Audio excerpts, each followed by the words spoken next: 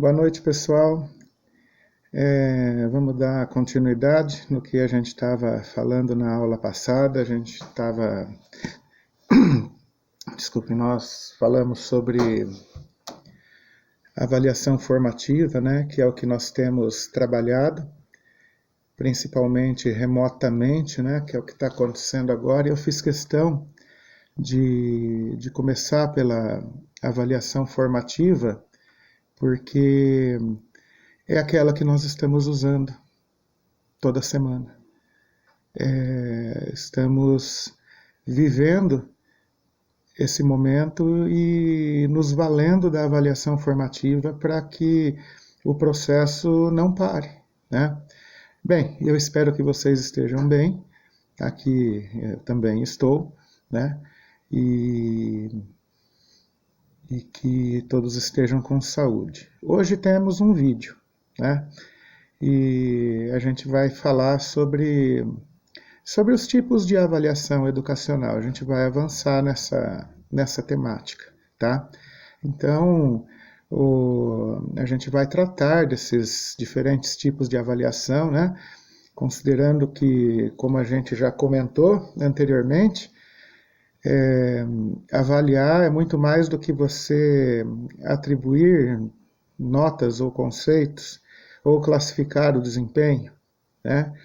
O pressuposto é que avaliar é uma maneira de possibilitar a aprendizagem, né? Acompanhando o processo de desenvolvimento das ideias, dos conceitos, das aspirações das pessoas, tá? Então, lembram-se do Bloom, que eu comentei na sala de aula, logo no início do ano? Então, de acordo com ele, ele foi um importante pesquisador, tá? Da área da aprendizagem.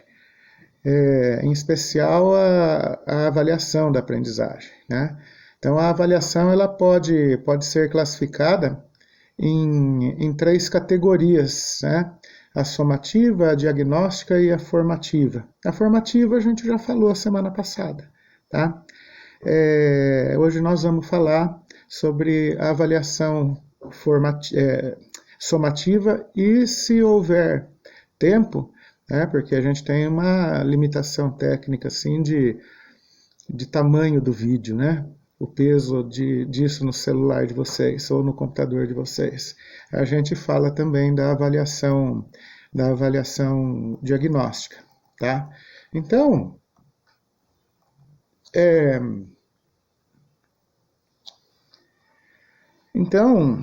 quando a gente opta por uma avaliação somativa, assumem-se duas vertentes, né? A classificação e a aprovação. A classificação ela diz respeito à quantidade de conhecimentos que o aluno demonstrou ter adquirido naquele período, né? E o que o coloca em comparação com os demais, em relação ao seu desempenho, né? Então, a aprovação atesta que o estudante ele está apto a frequentar o próximo nível de ensino, né?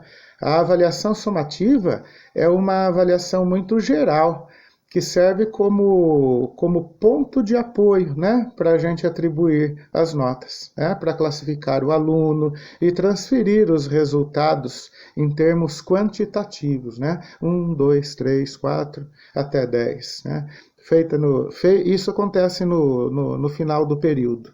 Né, então, quanto que vale aquele aluno no final do período? Né? Então, um dos problemas identificados nesse tipo de avaliação é o fato que ela poder resumir-se numa mera classificação, né? É uma avaliação classificatória, o que acarreta danos ao processo educacional. Vale quanto pesa, né?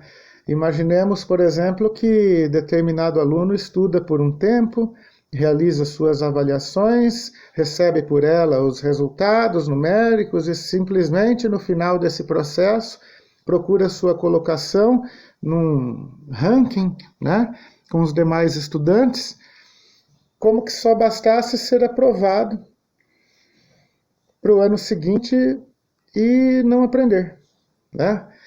É justamente essa visão que se procura mudar, conforme eu falei em semanas anteriores para vocês, né? No podcast da semana passada, né? Lembra? Então é justamente essa visão que a gente tem que mudar. E quem vai fazer essa mudança? Vai fazer essa mudança vocês, né? Essa mudança nas práticas educativas. Então, a avaliação ela não deve ser classificatória, pois ela considera as tarefas numa linearidade, né? Uma linha, tá? Sem articulação uma com a outra, e o que as torna independentes e estáticas, né? Assim, cada atividade que o aluno faz tem valor por ela mesma, sem estar ligada a outra, sem ser parte de outro conhecimento maior. Então, como se a gente somasse os blocos, né? Então, eu cumpri essa e essa tarefa, cumpri com êxito, tirei 10, beleza, está encerrado o assunto, tá? Mas a gente quer mudar justamente isso, né? Então, a avaliação que somente classifica, né, transforma a prática educacional em fragmentos de trabalho, em que as atividades avaliativas são solicitadas à medida que os conteúdos vão sendo abordados. Então, nesse processo, o aluno habitua-se a estudar somente para a prova, como aconteceu a vida inteira, né? Sem que lhe seja despertada uma real necessidade de aprender. Por que eu estou aprendendo? Por que eu tenho que aprender isso? Lembra semana passada? 2 mais 2, 4? Né? Então, a denominação, a avaliação somativa, ela é questionada por Lucchesi, por exemplo. Então, esse famoso estudioso brasileiro da área da avaliação, ele defende que, em vez de avaliação somativa, deveríamos usar a expressão resultados finais, né? Igual vem escrito no histórico escolar, considerando que esses resultados sempre serão positivos se efetivamente foram construídos como os resultados desejados. Então, para ele, designando a avaliação de somativa, a gente se reporta a práticas em que o fim do processo educativo passa a ser mais importante do que o processo em si. Ou seja, eu estudo para a prova para tirar nota, tá? E tirei a nota, encerrou o assunto, tá? Eu passei de ano. Mas eu passei de ano e realmente aprendi, eu sei aquilo, né? O porquê eu aprendi, tá? Voltando à continha da semana passada, 2 mais 2 igual a 4, por que dá 4? Né? Então, é preciso considerar com muito cuidado a avaliação somativa, planejando as atividades, né? De modo que essa prática não se transforme em um jogo de classificação, causando prejuízos ao processo educacional, né?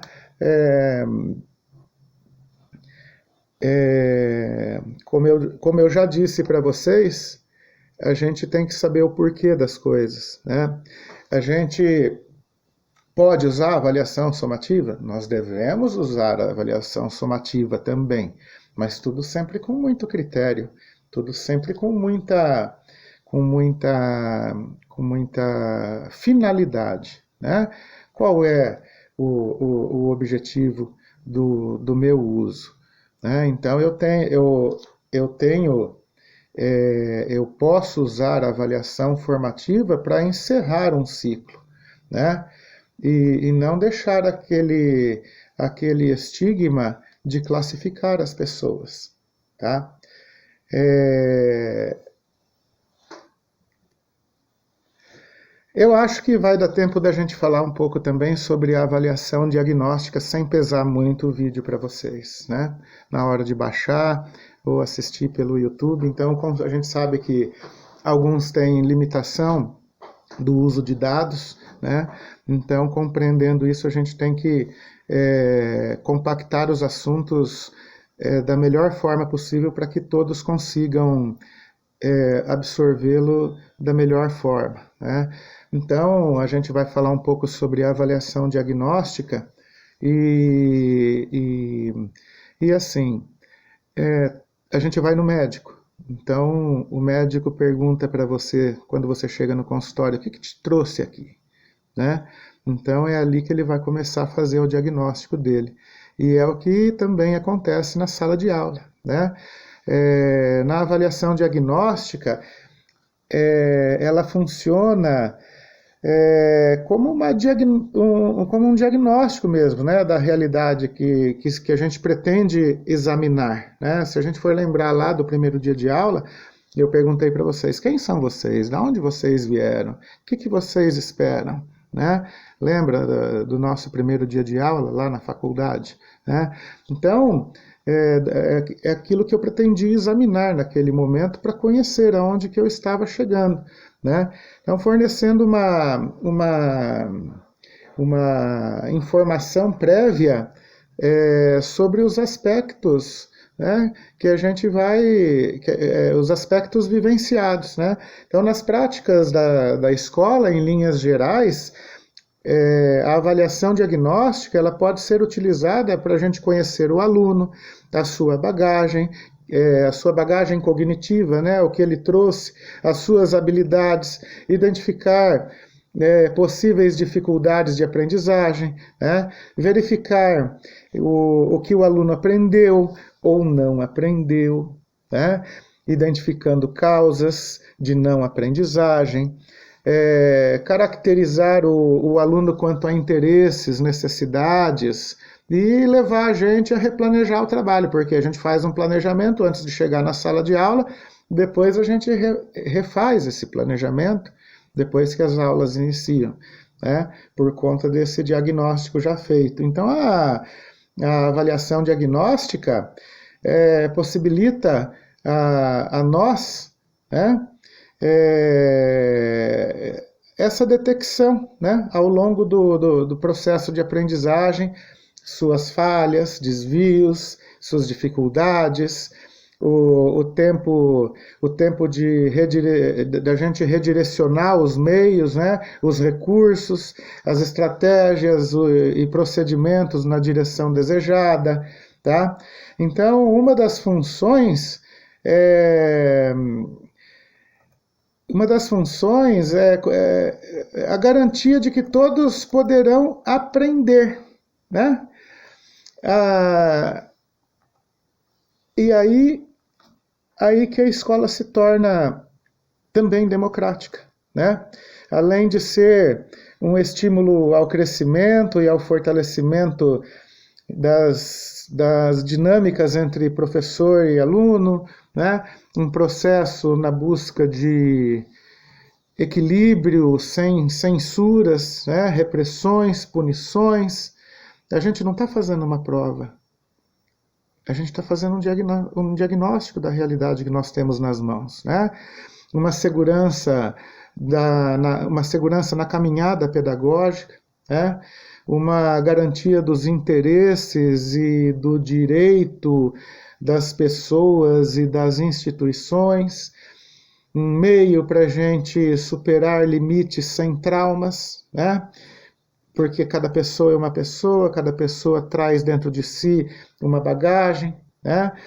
Uma ajuda para o aluno saber tomar decisões, aprender a aprender por causa da transitoriedade dos conhecimentos, né?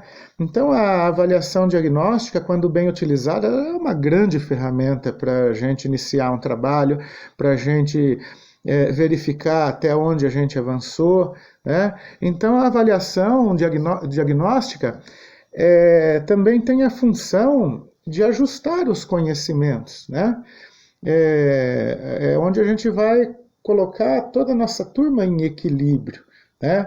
Então, ajustar esse conhecimento em relação aos programas de ensino que a gente tem dentro do nosso planejamento, né? E os programas de ensino da instituição. Então, o professor ele pode detectar que está ensinando com base num programa muito fácil para o nível de determinados alunos e alterar o programa, né? Ou da mesma forma, perceber as dificuldades dos alunos em relação a um programa e ajudá-los a compreender melhor o que está sendo ensinado, né? Então, o médico, ele não se preocupa em classificar os pacientes. Você está bem, você está perto da morte. Não, não é isso, tá? Então, ele não se preocupa em classificar os pacientes, né? Dos menos doentes até os terminais, né? Tampouco destina a eles o mesmo tratamento, né? Então, eu tenho um paciente um pouco doente e um paciente terminal. É o mesmo tratamento para todos? Não, né? Então, ao contrário disso, ele se dedica a encontrar para cada paciente o tratamento adequado, né? E por isso ele se utiliza da ferramenta do diagnóstico para conhecer cada um deles, né? E é isso que deveria acontecer dentro da sala de aula, né? Porém, o diagnóstico sozinho ele não tem utilidade alguma, né? Então, é o conhecimento sem ação. Então, a gente tem que ter o conhecimento e, além do conhecimento, agir em cima do conhecimento. Então, o diagnóstico sozinho, ele não tem utilidade nenhuma se a gente não colocar a gente não colocar em ação, né, o nosso planejamento. Então, é verdadeiramente inútil, né, se depois que a gente fizer o diagnóstico, não vier uma ação apropriada, né? Com a avaliação, também é assim que funciona. O diagnóstico ele é importante, mas de nada adianta se depois dele ele não for sucedido por trabalho concreto de verdade, né? Então é importante a gente observar que não é o diagnóstico em si que faz a diferença, né? Embora ele seja muito importante, mas sim aquilo que você vai fazer com ele, porque não adianta você saber